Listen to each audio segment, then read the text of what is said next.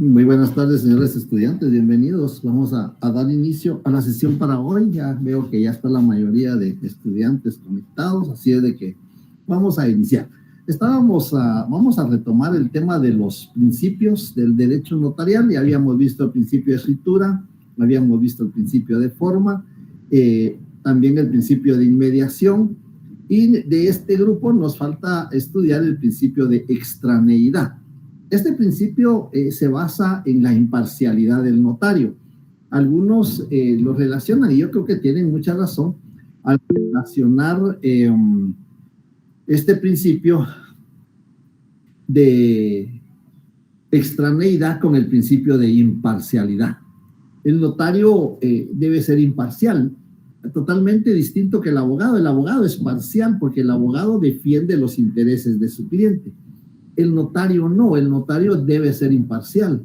El notario debe ser imparcial, debe advertirles a las partes los efectos jurídicos del contrato.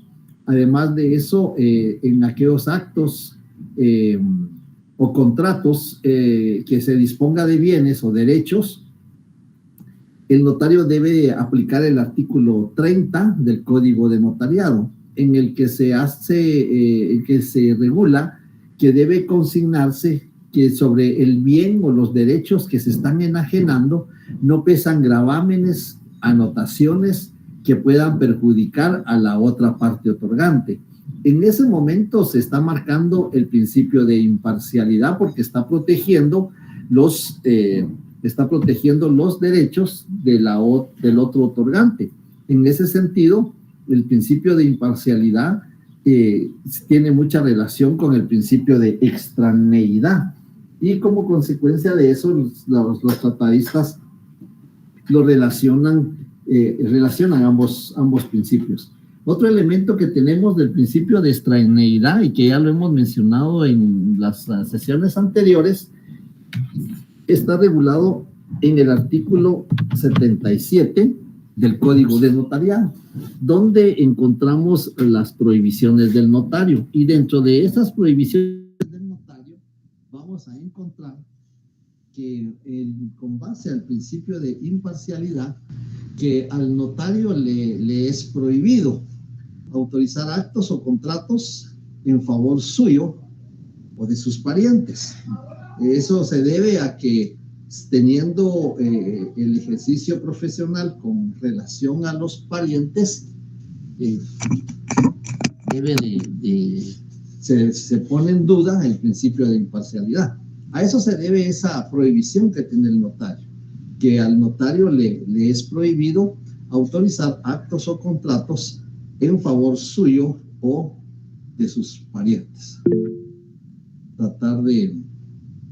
le escucho a Andrés en lo que veo que el problema de la cámara. Le escucho. Sí, disculpe, licenciado, se le iba a mencionar que de repente se escuchó un poco más lejos. Le escucho a Andrés, por favor. No sé si me escuchó, licenciado, que de repente estaba bien el audio y de un ratito a otro cambió que se escuchaba usted un poco más lejos. Sí, no, pero por aquí estoy. He estado viendo que tengo un poco problema con la cámara, entonces estoy tratando de corregir ese error. Está bien, licenciado, gracias. Sí.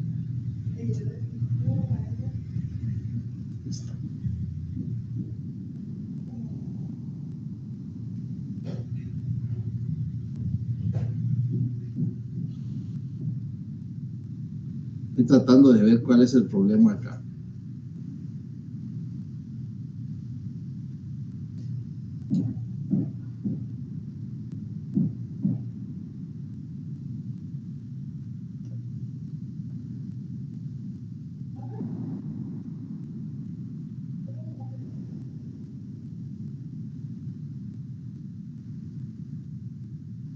Hubo problema al inicio para podernos conectar, entonces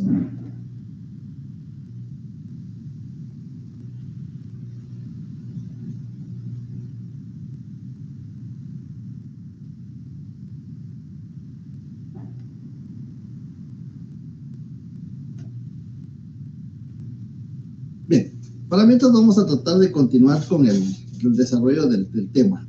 Entonces vemos que este principio de extraneidad, que no tiene mayor complicación al momento de que lo podamos explicar, porque vemos de que se basa principalmente a que el notario no puede actuar el notario debe actuar con extraños.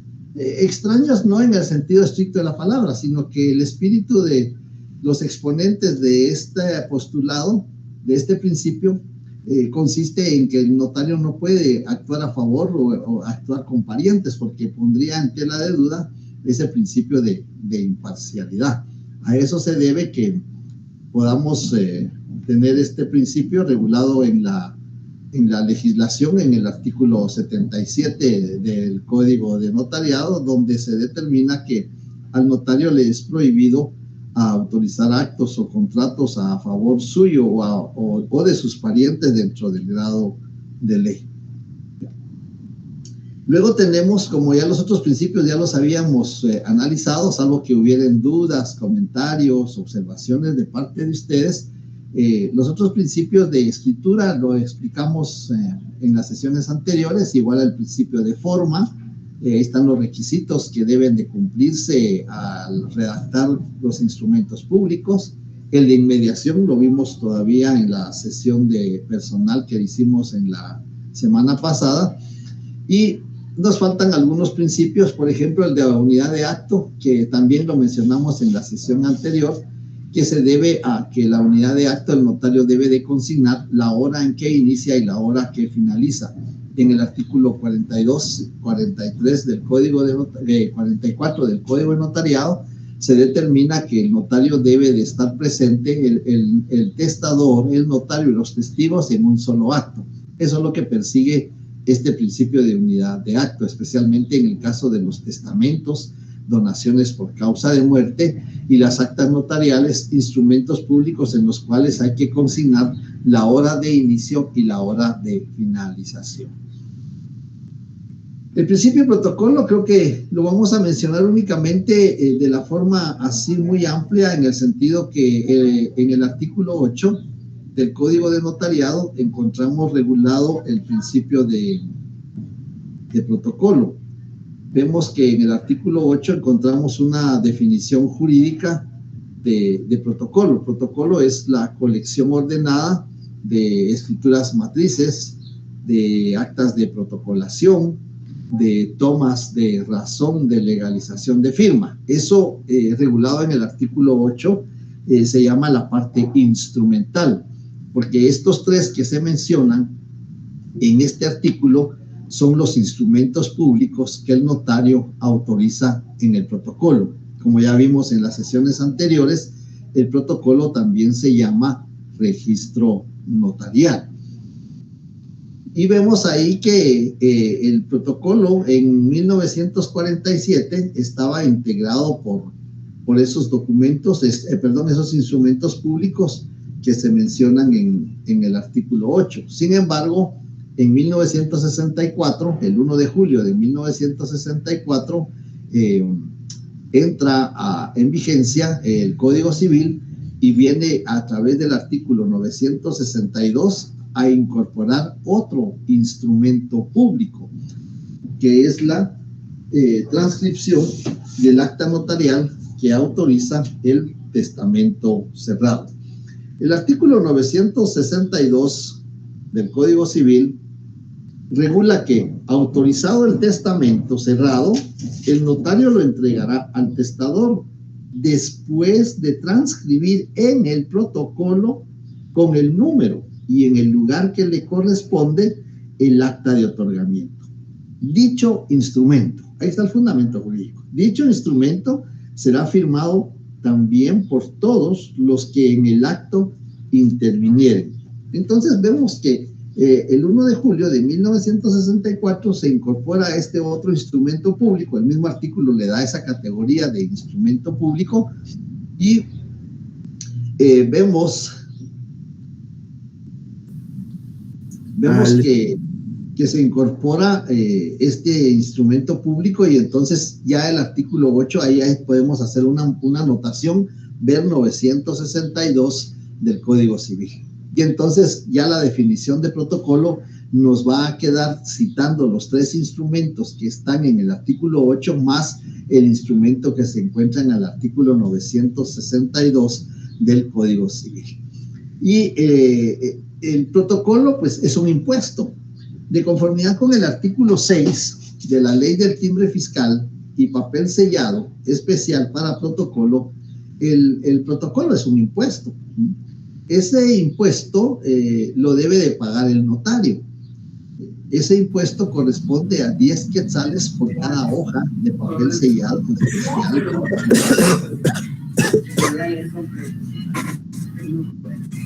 ¿Hay alguna pregunta, alguna duda, algún comentario?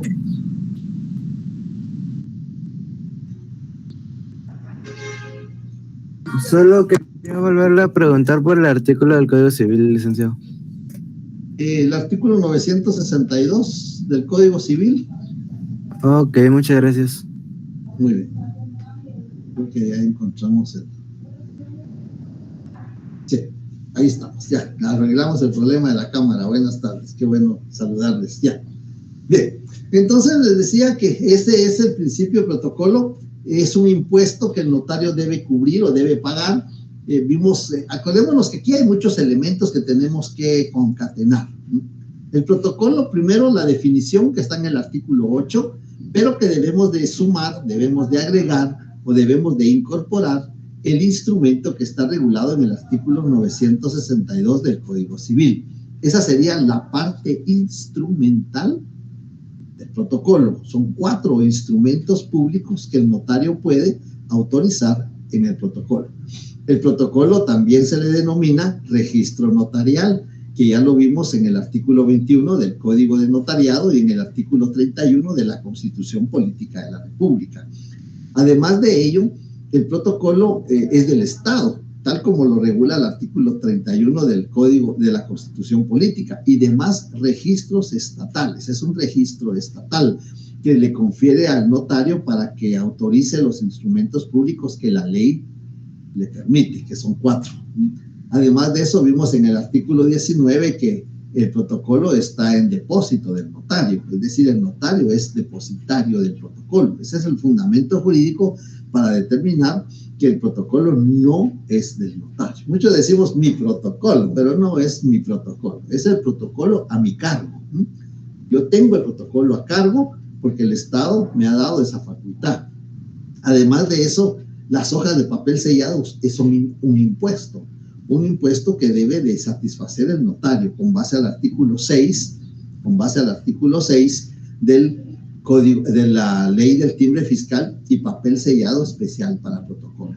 En el artículo 9 se determina cuál es el procedimiento para el pago del impuesto de papel sellado especial para protocolo. Sin embargo, este procedimiento ha sido modificado por la Ley del Timbre Fiscal y Papel Sellado Especial para Protocolo y su reglamento. Todavía hay algunos que están ingresando no en forma directa. Bien, entonces creo que eso vamos a mencionar del protocolo porque este es un tema específico del programa. Creo que es uno de los últimos temas del programa, donde ahorita por el momento lo que necesitamos saber es qué es el protocolo. Pues es la colección ordenada de escrituras matrices, actas de protocolación, toma de razón de legalización de firma y la transcripción del acta notarial que autoriza el testamento cerrado. ¿Cuál es el fundamento jurídico? Artículo 8 del Código Civil y artículo 8 del Código de Notariado y artículo 962 del Código Civil. El protocolo es un impuesto. ¿Cuál es el fundamento jurídico? Artículo 6 de la Ley del Timbre Fiscal y Papel Sellado Especial para Protocolo. El protocolo es un registro estatal que está a cargo de un notario. ¿Cuál es el fundamento jurídico? Pues tenemos el 21 del Código de Notariado y tenemos el 30 de la Constitución Política de la República. Entonces vemos ahí cómo podemos ir concatenando los elementos que hemos ido exponiendo en el desarrollo de los puntos del programa. El principio de función integral. Este principio de función integral tiene dos etapas. Tiene la función integral en cuanto a las obligaciones del notario. ¿Qué obligaciones tiene el notario? Es decir, debe cumplir con las obligaciones. El notario tiene 3 clases de obligaciones. Es un punto que vamos a ver más adelante, pero para este principio necesito que tengamos la idea de qué obligaciones tiene el notario. Como ustedes ya estudiaron su contrato de servicios profesionales 2026 al 2037 del Código Civil, pues vemos ahí que ahí están reguladas ya algunas de las obligaciones que tiene el notario. El notario tiene obligaciones propias de ser notario, es decir, desde el momento que se le impone la toga de la facultad, hace el juramento ante las autoridades de la facultad y se le da el título de notario. En ese momento ya tiene obligaciones el notario. Esas obligaciones, como son propias de ser el notario, pues se dividen en 2. Obligaciones regulares, bueno, todas están en la ley, pero para hacer una diferencia entre una y otra, obligaciones jurídicas, por ejemplo,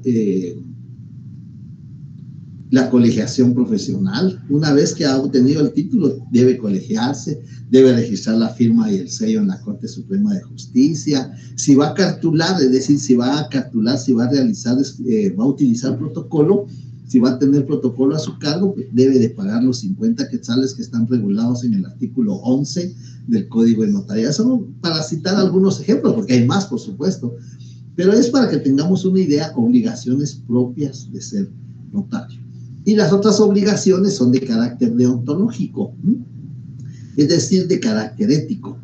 Su conducta, no solo su conducta ante sus clientes, sino su conducta en forma general, cuál es la conducta que tiene o que debe de observar el notario por ostentar ese título.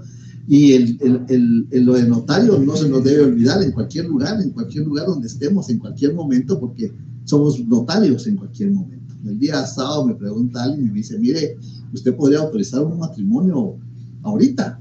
Bueno, pues necesitamos unos documentos, necesitamos algunos requisitos, pero por la hora, ¿se refiere usted? Sí, me dijo, por la hora. Sí, los notarios podemos autorizar matrimonios en cualquier momento. Eso viendo el lado amable de la profesión. Viendo la otra circunstancia, el notario puede autorizar actas notariales de arresto domiciliario en hechos de tránsito.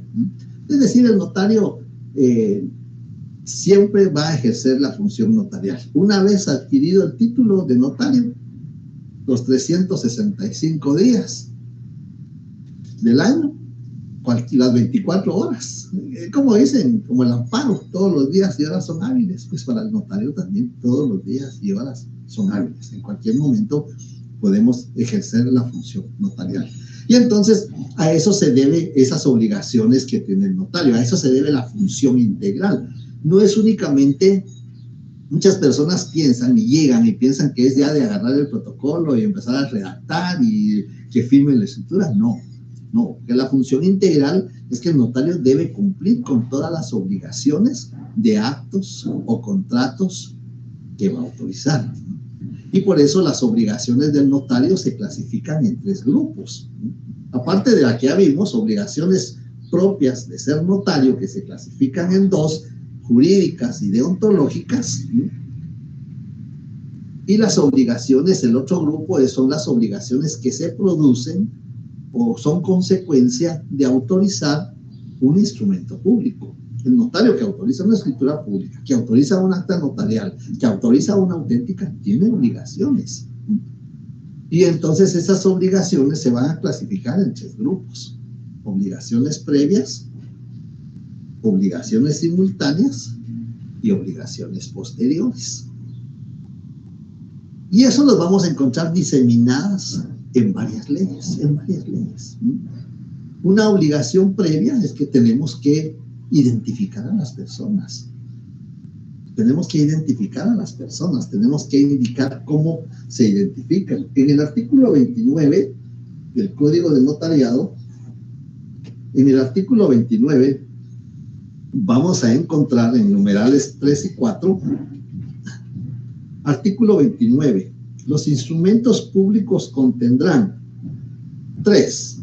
La fe de conocimiento de las personas que intervienen en el instrumento.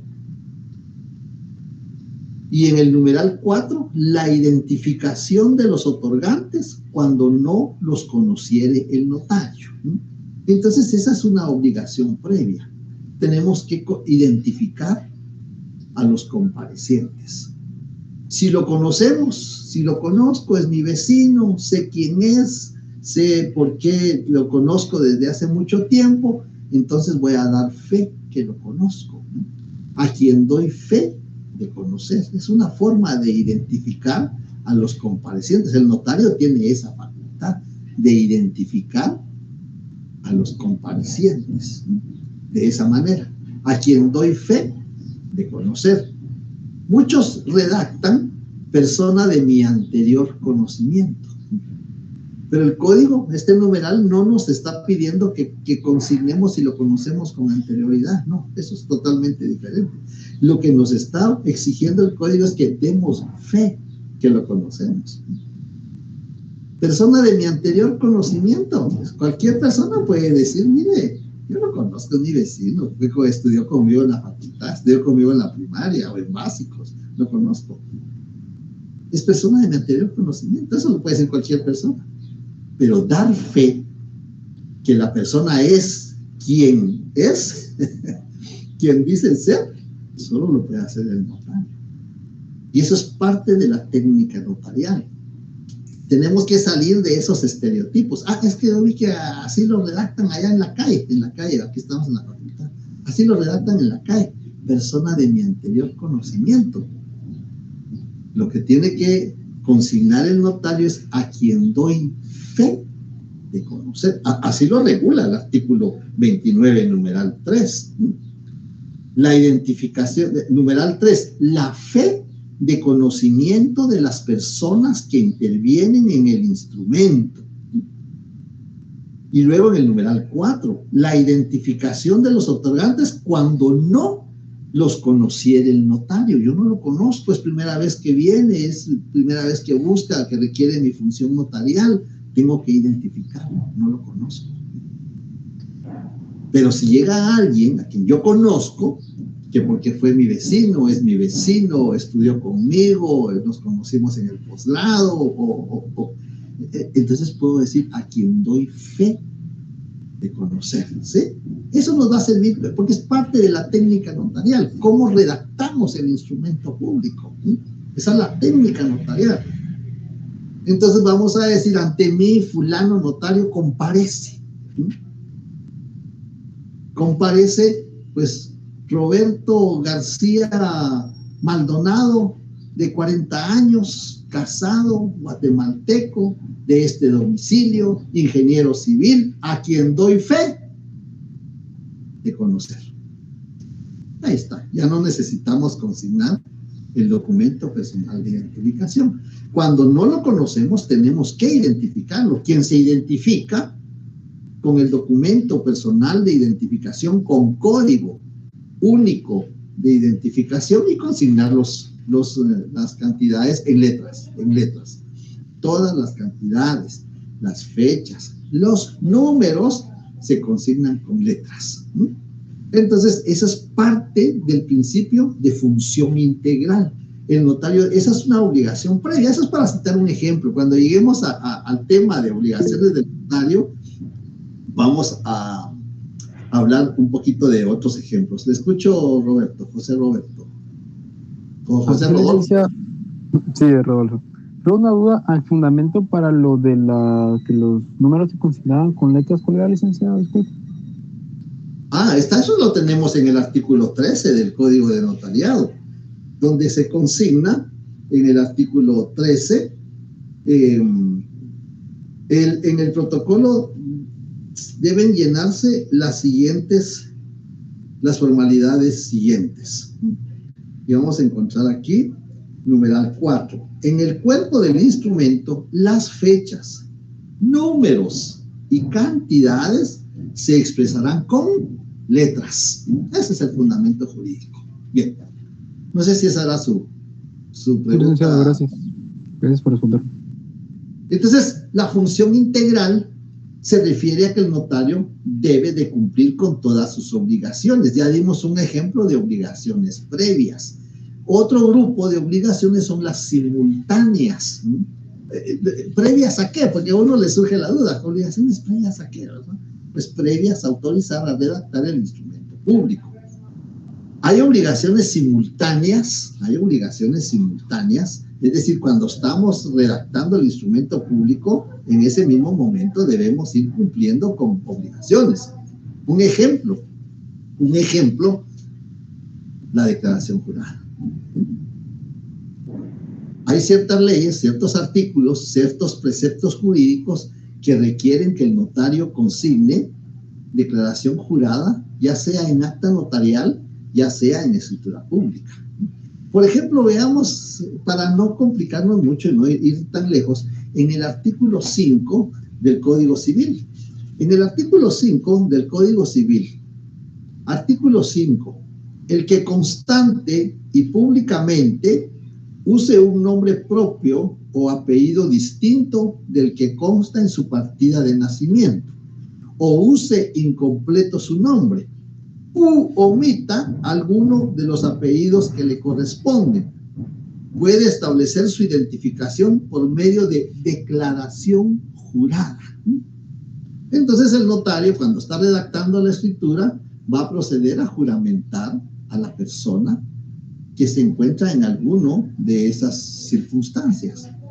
El infrascrito notario procede a juramentar al señor fulano para que se conduzca con la verdad en la presente diligencia y le advierte de los delitos aplicables a los autores, y le advierte de las penas aplicables a los autores del delito de perjurio, porque está declarando bajo juramento. Y el notario se refuta funcionario público. Y el delito de perjurio se relaciona a quien jurare decir la verdad y faltare con ella con malicia, incurre en el delito de perjurio. Entonces, ahí simultáneamente estamos redactando el instrumento público y lo estamos juramentando. En ese momento lo estamos juramentando. Esa es una obligación simultánea porque estamos redactando el instrumento público. Eso es para un ejemplo. Y luego vienen las obligaciones posteriores. ¿En qué consisten las obligaciones posteriores? Pues las obligaciones posteriores consisten en que el notario, una vez que ha autorizado el instrumento público, si lo está autorizando es porque ya lo otorgaron, ¿no? No podemos autorizar si no lo han otorgado. Tenemos prohibido autorizar los instrumentos públicos si no han sido otorgados. En el artículo 77, en el numeral 8, al notario le es prohibido, 8, autorizar o compulsar los instrumentos públicos o sus testimonios antes de que aquellos hubieran sido firmados. Si el instrumento público no ha sido firmado, el notario no puede autorizar el instrumento público. Sí, Michelle, le escucho. ¿Cuál es su pregunta? Buenas tardes, licenciado. Perdone, ¿qué artículo fue el que acaba de mencionar? 77, numeral 8. 77, gracias. Del Código de Notariado. Bien. Entonces, vemos de que no podemos autorizar si no ha sido firmado. Ningún instrumento. Bueno, salvo el acta notarial, porque en el acta notarial no es, en la mayoría, digamos, en la mayoría de actas notariales no es esencial la firma. No es esencial la firma del requirente. Pero de ahí en los otros instrumentos, auténticas de firma, escritura matriz o escritura pública, es esencial la firma de los requirentes en el caso de las actas, de los comparecientes en el caso de las escrituras públicas. Entonces vemos ahí que luego viene la obligación posterior. Ya autorizamos el instrumento público. Gracias, Adela, por la observación. Muchas gracias. En el instrumento público ya lo autorizamos, ya firmaron las partes. Vean, cuando un contrato, por ejemplo, de compraventa de bien inmuebles, Esa es la denominación, contrato de compraventa de bien inmueble.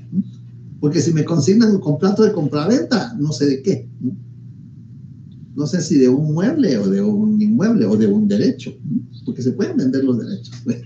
Entonces, la denominación es contrato de compraventa de bien inmueble. En un contrato de compraventa de bien inmueble, cuando el vendedor va a firmar, el notario tiene la obligación de verificar la identificación, datos del registro de la propiedad, avisos que tiene que dar. Como estamos en obligaciones posteriores, avisos. ¿Qué avisos? Cuando el notario autoriza un contrato de compraventa de bien inmueble, un contrato de donación de vivos de bien inmueble. Le escucho, Ana Raquel. Gracias, licenciado. Buena tarde. Le va a hablar Rina. Fíjese que estaba confirmando el artículo 77 del Código Notariado, pero llega solo hasta el numeral 5. Entonces, el que usted se refiere al 8 es 4, licenciado. Sí, tiene razón. Sí, gracias. Disculpe. Muy bien. Gracias, licenciado. Buena tarde. Le agradezco a usted. Muchas gracias porque me ayuda, porque por eso le digo que es importante que tengan su programa, que tengan sus leyes, porque me ayudan. Y esa ayuda es muy importante, porque si no confundo a los demás. Gracias. Bien, entonces les decía que ¿qué aviso tengo que cumplir? Obligaciones posteriores. ¿Qué aviso? Tendré que enviar un aviso. En el caso del testamento. Porque muchos me dicen, mire, ¿y el testamento cuándo lo va a inscribir en el registro de la propiedad? No, el testamento no se puede inscribir en el registro de la propiedad todavía. 1196 del Código Civil. Muerto el testador. Es decir, hasta que muere el testador se puede inscribir el testamento en el registro de la propiedad. Mientras esté vivo, ¿no? ¿Y cómo se acredita que ya falleció? Pues hay que adjuntar la certificación de defunción. 1196 del Código Civil. Vamos a ver.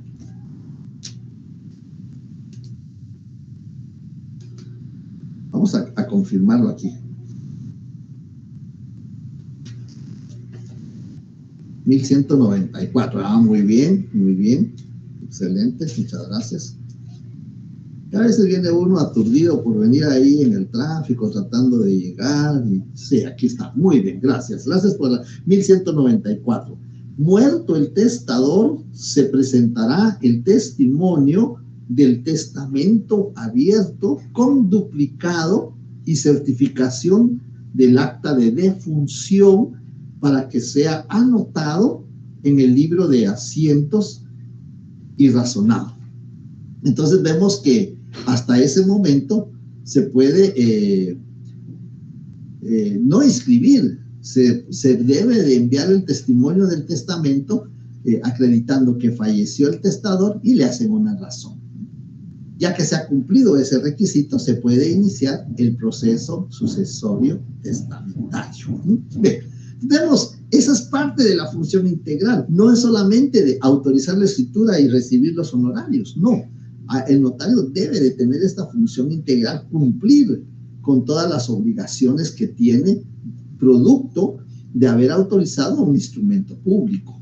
Y por eso las obligaciones se clasifican en esos grupos: obligaciones previas, obligaciones simultáneas y obligaciones posteriores de haber autorizado un instrumento público. Bien, esa es una parte del principio de función integral. La otra parte se refiere cuando nos equivocamos. Cuando nos equivocamos y, por ejemplo, no consignamos la edad en una escritura, no consignamos la edad, la presentamos al registro de la propiedad, como es un requisito no esencial, ¿verdad? La edad es un requisito no esencial. Lo presentamos al registro de la propiedad y nos van a suspender la inscripción. Nos van a decir, se suspende la inscripción porque no se consignó la edad de uno de los comparecientes. Y nos devuelven el testimonio. ¿Qué tenemos que hacer? Bueno, pues aquí van a venir gastos. A eso se refiere. Pues tengo que autorizar una escritura de ampliación. Por mí y ante mí. Tengo que autorizar una escritura de ampliación. Y eso lo vamos a encontrar en el artículo 36 del Código de Notariado, y en el artículo 77 también, artículo 36 del Código de Notariado y artículo 77. Al notario le es prohibido autorizar actos o contratos en favor suyo o de sus parientes. Sin embargo, podrá autorizar con la antefirma por mí y ante mí los instrumentos siguientes. Literal E, la escritura de ampliación o aclaración que tengan por objeto único enmendar errores u omisiones de forma, en que hubiere incurrido, siempre que no sean de los contemplados en el artículo 96. Es decir, hay otros errores que no pueden enmendarse por mí y ante mí. Estos errores de forma, hay errores de redacción. ¿Cómo se enmendan los errores de redacción? Estado, adicionado, entrerrenglonado, adicionado, fuera de margen o excedido, fuera de margen, excedido. Así se enmiendan los errores de forma. ¿Cómo pueden enmendarse los errores de forma? A través de una escritura de ampliación o de aclaración, pero que no sean de los errores que se consignan en el artículo 96 del Código de Notariado. Porque esos errores que están regulados en el artículo 96 solo pueden enmendarse a través de unas diligencias de jurisdicción voluntaria, que ustedes van a ver en Notariado 3. Entonces, vemos que esos gastos en que se incurran, si yo como notario omití consignar la edad de uno de los comparecientes, tengo que autorizar una escritura de ampliación, consignando que omití consignar la edad del vendedor y que la edad es de tantos años de edad. Y eso lo puedo autorizar por mí y ante mí. Eso lo vamos a ver en el próximo semestre, cómo se redacta. Lo vamos a ver por mí y se puede autorizar por mí y ante mí. ¿Qué gastos implica? Bueno, implica gastos. Si me suspenden la inscripción de un testimonio en el registro de la propiedad, me van a cobrar 25 quetzales. Es decir, de lo que yo deposité en el registro de la propiedad, la regla general son 160 quetzales. Hasta 10,000 quetzales, un contrato de 10,000 quetzales. Es un poco difícil ya, pero un contrato de 10,000 quetzales tengo que pagar 160 de honorarios al registro de la propiedad. Si es una compraventa, si no se le va a transcribir ninguna servidumbre, si no va a hacer una desmembración, porque eso va aumentando. Pero digamos que es un contrato de compraventa de bien inmueble, 160 quetzales. Si me lo suspenden, a esos 160 me descuentan los 25 quetzales y me devuelven el resto. Cuando vuelvo a presentar el testimonio suspendido y el testimonio de la escritura de aclaración, incurro en gastos. Tengo que reponer los 25 quetzales porque me lo descontaron de lo que mi cliente me dio. Mi cliente me va a decir, mire, ¿cuánto es del registro? Pues son 160, aquí están los 160. Y me van a descontar 25 porque lo suspendieron. Además de eso, tengo que utilizar una hoja de papel de protocolo, son 10 quetzales. Además de eso, tengo que extender testimonio especial.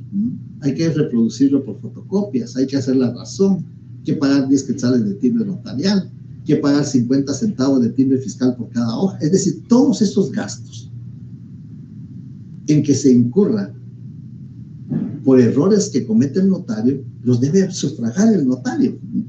Es parte de la función integral. Yo no le voy a decir a mi cliente, mire, fíjese que me faltaron 25 quetzales porque me suspendieron. ¿Y por qué se lo suspendieron? Porque no le consigné la edad. Y eso, ¿quién lo sabe? El notario. Entonces, eso es parte de la función integral. Las obligaciones que tiene el notario y los gastos en que incurra, que debe de sufragarlos por los errores en que cometa. Sí, Dalila, te escucho. ¿Salen caros los errores? Salen caros, por supuesto que salen caros. Salen caros. Por ahí hay un tratadista que dice, el notario se mata con su propia mano. lo que yo firmo es mi responsabilidad. Salen caros los errores. Y en este caso, pues estamos hablando de cantidades tal vez que, pues digamos, son sufragables. Pero en el caso que les hablaba la vez pasada, que suspendieron por un error de fondo, ahí sí de fondo. Estos son errores de forma. Cuando hay errores de fondo, tienen que comparecer los contratantes. Y si ya no quieren firmar, si ya falleció uno, si se fue al extranjero uno, si no está, no quiere firmar, ¿qué hago? La responsabilidad es del notario.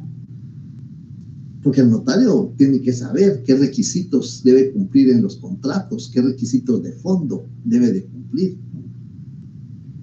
Y de repente le va a decir, mire, yo le firmo, pero si me pagan. Entonces vemos que, como dice Dalila, creo que fue, que los errores salen caros. Vamos a ver. Alguien dice, José Rodolfo, dice, no le entiendo lo que me escribe aquí.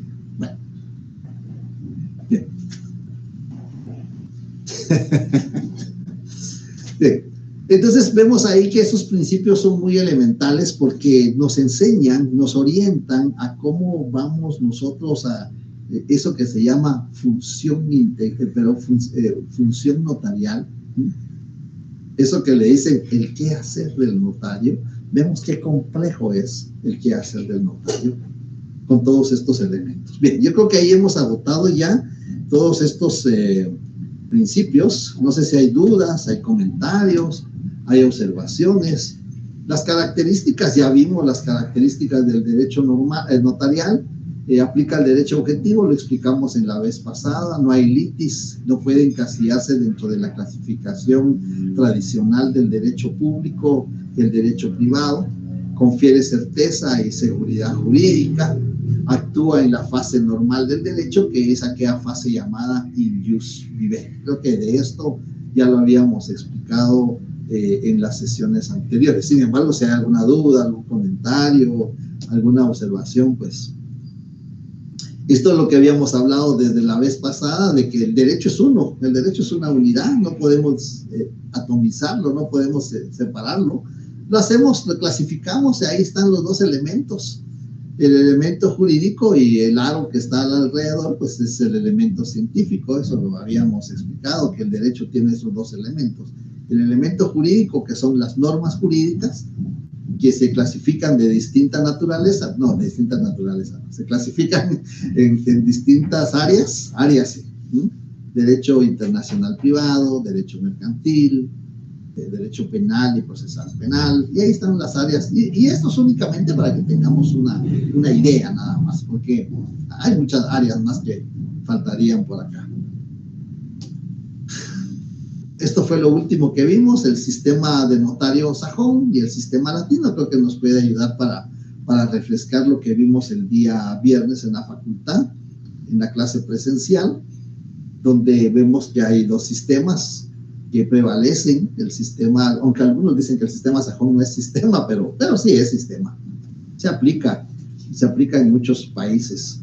Y en el resto se aplica al sistema latino, que es a donde nosotros pertenecemos, al sistema latino.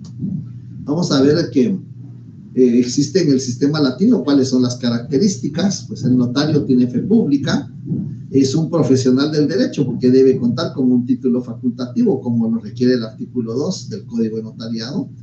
Se le equipara, pues equivalente a un funcionario público. Hay muchos artículos donde se mencionan funcionarios y dentro de los funcionarios está el notario. Por ejemplo, uno de ellos me parece el artículo 92 o 93 del Código Civil. 92. Funcionarios que pueden autorizar el matrimonio. Imagínense, ahí está en el acápite, artículo 92.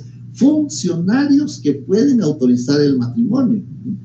El matrimonio debe autorizarse por el alcalde municipal o por el concejal que haga sus veces, por un notario hábil legalmente para el ejercicio de su profesión. Y ahí está, como quien dice, funcionarios. Dentro de esa categoría está incluido el notario. Por eso es que es un funcionario público. Es un profesional independiente porque no depende del Estado. Si bien es cierto, el Estado le confiere la fe pública a través de la ley, esa facultad, esa potestad, ese atributo que el Estado le da al notario, pues es un profesional libre, profesional independiente, porque no recibe sueldo del Estado, a excepción de uno, que vimos el viernes también, funcionario administrativo, el escribano de Cámara y Gobierno. Entonces, y los cónsules y agentes diplomáticos en el extranjero. Pero el notario no recibe sueldo del Estado. El notario es un profesional independiente, en nuestro medio muy independiente, podemos ejercer en cualquier lugar, en cualquier territorio y aún fuera del territorio nacional. El notario redacta el instrumento público, para eso tiene protocolo, y además de eso, los otros instrumentos que se redactan en papel simple, como el acta notarial, como la auténtica de firma, como la auténtica de copias o reproducciones de documentos. El notario es imparcial. Eso lo vimos en el principio de extraneidad, que el notario es imparcial, no puede actuar con parientes dentro del grado de ley. Al notario le es prohibido autorizar actos o contratos a favor suyo o de sus parientes. Entiéndase, dentro de los grados de ley, por consanguinidad, por afinidad. Mientras que en el sistema sajón, el notario no es autor del instrumento público. En este sistema, lo mencionamos el día viernes, que el notario no redacta el instrumento público. No, como consecuencia de eso, no tiene protocolo. Como consecuencia de ello, no tiene protocolo, y entonces el notario solo firma, solo autentica las firmas. Solo da fe que las firmas son auténticas. Eso es lo que hace el notario sajón. No asesora a sus clientes, él se limita únicamente a firmar, a autorizar o a legalizar, a autenticar las firmas en los documentos que necesitan esa auténtica. No necesita título facultativo, únicamente algunos conocimientos de derecho y una cultura general. Yo creo que todos nosotros ya podríamos ser notarios en el sajón. Una cultura general y algunos conocimientos de derecho, cumplimos los dos requisitos y podríamos serlo, pero mejor aquí. No conserva los documentos, como no tiene protocolo, no tiene la obligación de conservar los documentos. Su cargo es temporal. Vimos que en el sello debe de indicar, cuando veamos los documentos que vienen del extranjero, en algunos ejemplos que vamos a presentar aquí en las diapositivas, vamos a ver de que el sello, ahí en inglés se menciona cuando expira su función para la cual fue autorizado a ejercer el notariado. Bien, esto ya lo habíamos visto, solamente un repaso general en cuanto a los sistemas. Vimos las otras variantes, el notario funcionario judicial, regulado en el artículo 6, numeral 1 del Código de Notariado, y en el artículo 70, literal G, de la Ley del Organismo Judicial. Vimos lo del notario funcionario administrativo en el artículo 10 del Código de Notariado. El escribano de Cámara y Gobierno, que autoriza los instrumentos públicos.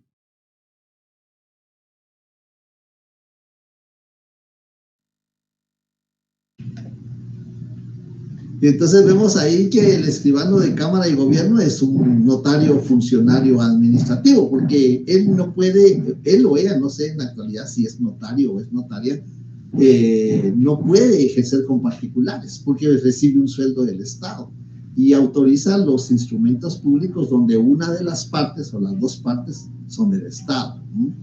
El notario de profesión libre. Ahí estamos nosotros. Notario latino de profesión libre. ¿Por qué de profesión libre? Podemos ejercer en todo el territorio nacional. Yo he tenido la oportunidad, la bondad de la profesión. Ya me recorrí toda la República autorizando instrumentos públicos. El notario tiene ese privilegio en Guatemala. Puede autorizar actos o contratos en todo el territorio nacional. Y es más, podemos autorizar fuera del territorio nacional con fundamento en el artículo 43 de la Ley del Organismo Judicial. Podemos autorizar actos o contratos fuera del territorio nacional. ¿Qué requisitos? Dos. Uno, cumplir con el artículo 27 del Código Notariado, enviar un aviso. Tenemos que enviar un aviso al director del archivo de protocolos, en el cual le informamos que nos vamos a ausentar del territorio nacional. Eso es un requisito que debemos de cumplir para poder autorizar un acto o contrato fuera del territorio nacional. Y el otro requisito es que el acto o contrato surte efectos en Guatemala. Que surte efectos en Guatemala el acto o contrato. Entonces, artículo 27 del Código Notariado, 43 de la Ley del Organismo Judicial, y por eso se aplica en Guatemala el sistema latino. Latino porque tenemos que tener protocolo, tenemos que tener el título facultativo, redactamos el instrumento público, asesoramos a nuestros clientes, como consecuencia de eso, sistema latino de profesión libre, ejercemos en todo el territorio nacional y fuera del territorio nacional, siempre y cuando se cumplan esos dos requisitos, artículo 27 del Código de Notariado y artículo 43 de la Ley del Organismo Judicial. Y el sistema de notario de número numérico de oposición, que este sistema se aplicó en Guatemala recién los días de independencia. Ahí se aplicó en Guatemala el notario de número, pero después había carencia de notarios, no había muchos notarios, y se les llamaba escribanos en Guatemala. Ahí les vamos a mandar un documento. Se llamaba escribanos en Guatemala y después notarios, y como no habían mucho, por eso se le facultaba a los jueces. En el artículo 6 del Código Notariado se facultaba a los jueces a poder ejercer el notariado porque no había muchos notarios. Y entonces se quitó el sistema del número y se abrió para que más notarios pudieran ejercer porque no había muchos notarios en Guatemala. Luego se quedó el sistema de profesión libre y el sistema de notario de número se aplica en Panamá, se utiliza el sistema de notario de número, en todos los, creo que solo en Venezuela, creo que no, pero de ahí todos los países de Sudamérica, en Chile, en Argentina, en Uruguay, se utiliza el sistema de notario de número. En México, en Canadá, como les mencioné, que Quebec sí sigue el sistema latino, pero es latino de número, sistema latino de número, ellos tienen un número las notarías. Entonces vemos ahí que esos son algunas variantes del sistema. Yo le digo que son variantes, porque el requisito es que tenga título facultativo, que autorice el instrumento, que redacte el instrumento, no solo que lo autorice, sino que lo redacte. Y son muchos elementos característicos que tiene del sistema latino. Bien, entonces vemos ahí, terminamos los elementos de los principios, y creo que ahí termina la presentación, sí, ahí termina. Entonces, esos son los principios del... No sé si hay dudas, comentarios. Le escucho, Silvana. Perdón, que es que se me activó. Ah, bueno, está bien.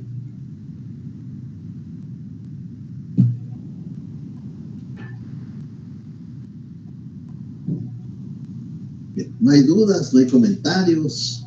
Estamos bien con lo que vamos. Tienen sus leyes. Tienen que tener sus leyes. Sí, la semana, sí, el viernes que estuve yo ahí con ustedes, les decía, tienen su ley, tienen su código, y algunos los tenían guardados, no los sacan. Hay que sacar las leyes. Entonces, las leyes son para rayarlas, ¿sí? Para hacer las anotaciones. Y les va a servir hacer sus anotaciones. Escucho. Sí, licenciado, fíjese que tengo una duda, pero de un tema unos días anteriores. Estaba estudiando ayer, no, hace unos días. Entonces, la cuestión es con la definición de documento público, creo que era. Decía que era solemnizar, probar, solemnizar y para todos sus efectos, ¿verdad? Pero yo tenía, y nos dio unos artículos, pero yo tenía los artículos mal colocados. No me referían a lo que era. Vean, yo creo que estaba un poquito mal enfocado porque el documento público no solo es del notario, ¿no? El documento público es el documento que ha sido expedido por empleado público, funcionario público y notario. ¿Qué contiene ese documento? Pues dependiendo qué funcionario lo va a extender. Un funcionario público es el registrador civil, el registrador de la propiedad. Ese es un documento público. La licencia para conducir un vehículo es un documento público. Es decir, los documentos públicos, según el artículo 186 del Código Procesal Civil y Mercantil, son de 3 categorías. Documentos extendidos por un funcionario público, documentos extendidos por un empleado público y documentos extendidos por un notario. Para hacer la diferencia de los 3, porque si usted me habla de un documento público, yo digo, bueno, cualquiera de los 3 lo pudo haber extendido. Para hacer la diferencia de los 3, al que extiende el notario le vamos a llamar instrumento público. Si usted me habla de un instrumento público, inmediatamente yo sé que eso lo extendió un notario. Y la definición de instrumento público, sí, dice, es el documento autorizado por notario, producido para probar. Sirve como medio de prueba. Y sirve como medio de prueba porque justamente en el artículo 186 se regula que produce fe y hace plena prueba. Ahí están los 2 elementos. Sirve de medio de prueba para probar, para solemnizar. Para solemnizar porque hay contratos, hay actos, hay contratos que para su validez deben constar en escritura pública. Entonces lo está solemnizando, porque son los llamados contratos al solemnitate, los contratos solemnes. Por ejemplo, la renta vitalicia, el mandato, en cuanto a contratos, la donación entre vivos, en cuanto a contratos. En cuanto a actos, podemos hablar del testamento común abierto, del testamento común cerrado. Entonces, el testamento común abierto debe constar en la escritura pública, como requisito 977, o como requisito para su validez. Entonces, por eso dice para solemnizar, para probar porque hace plena prueba, para solemnizar, porque esos contratos solemnes, uno de los requisitos es que para su validez deban de constar en escritura pública. Y para asegurar la eficacia de sus efectos. ¿Por qué para asegurar la eficacia de sus efectos? Bueno, si aquella persona no quiere cumplir con la obligación que contrajo, pues yo puedo ir ante un juez para hacer que el juez, por el procedimiento correspondiente, obliga a la persona que cumpla con la obligación. Aplicamos el 1319 del Código Civil. ¿Cómo se cumplen los contratos? ¿Cómo se cumplen las obligaciones? 1319, pero si no lo quieren hacer voluntariamente, pues hay que acudir ante un juez. Entonces, se asegura la eficacia de sus efectos porque o se hace voluntariamente conforme los derechos y las obligaciones contraídas en el contrato, o se hace por la vía judicial. A eso creo que es lo que usted se refiere, Rolf. Sí, licenciado, muchas gracias, me aclaró bastante. Muy bien. Bien, más dudas, comentarios, observaciones. Vamos bien en el desarrollo de los temas. Hoy me reuní con el director de área, conversando cómo íbamos con el desarrollo de los temas y viendo cómo van los demás docentes. Y pues creo que vamos bien, nosotros vamos bien. Licenciado, disculpe, tengo una duda. Valeria, le escucho. Fíjese que es que no la escuché cuando habló de las obligaciones previas, las simultáneas y las posteriores.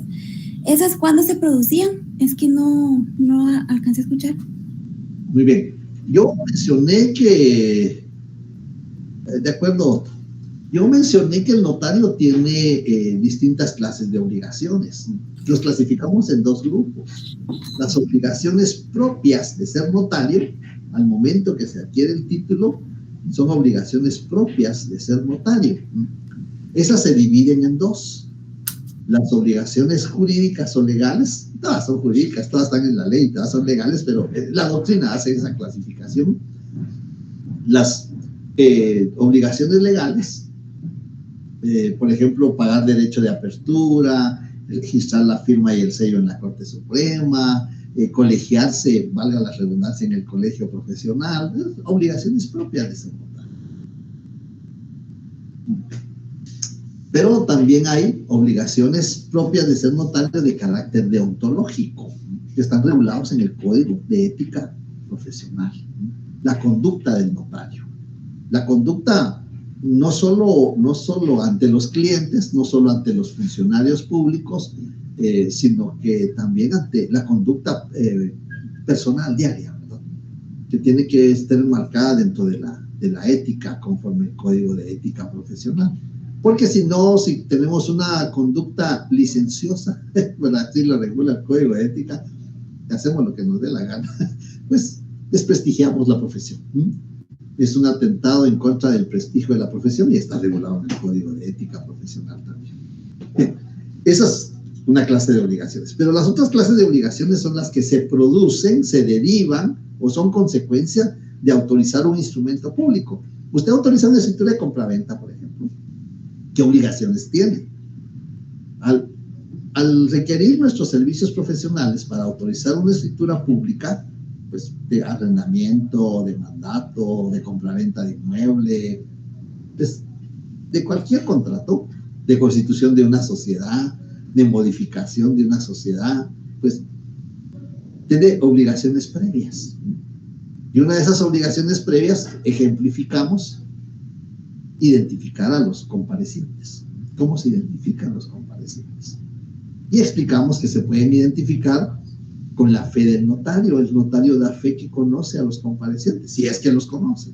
Si no los conoce, con el documento personal de identificación. Claro, hay otros medios, pero ahorita lo estamos haciendo así muy general. Ya vamos a entrar a detalle más despacio conforme vamos desarrollando los temas.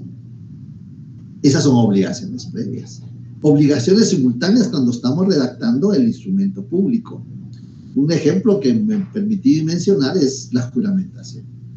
Hay actos o contratos que necesitan que los comparecientes presten juramento. Y un ejemplo, citamos el artículo 5 del Código Civil. Y el notario le va a juramentar a la persona.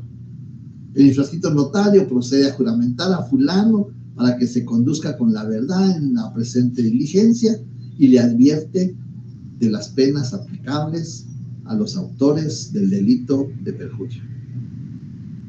Ya lo juramentó y está redactando un instrumento y es una obligación simultánea. Hay otras, por supuesto, pero esta creo que es la más fácil de poder explicar. Y la obligación posterior. ¿Qué avisos tengo que dar como notario? ¿Qué avisos tengo que remitir como notario si autorizo una escritura de compraventa de bien inmueble? Bueno, está en el artículo 38. Ahí está, en el artículo 38 del Código Notariado está ¿qué aviso tengo que remitir? ¿Qué aviso tengo que remitir si autorizo un testamento? Está en el artículo 45 del Código Notariado.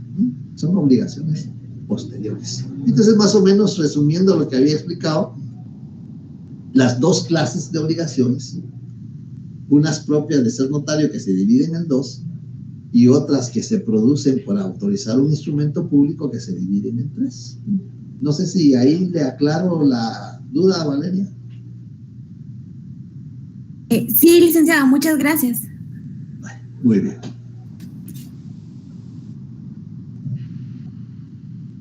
Bien. Les voy a estar enviando algunos materiales ahí por la vía del Classroom. Si hay hojas de trabajo, son voluntarias, no tienen ningún punteo, únicamente son con la idea de poder ir reforzando o repasando lo que hemos ido exponiendo, por favor, ¿sí? Si no tienen dudas, comentarios, observaciones, pues nos estaremos viendo por la misma virtualidad el viernes. Le escucho, Carlos.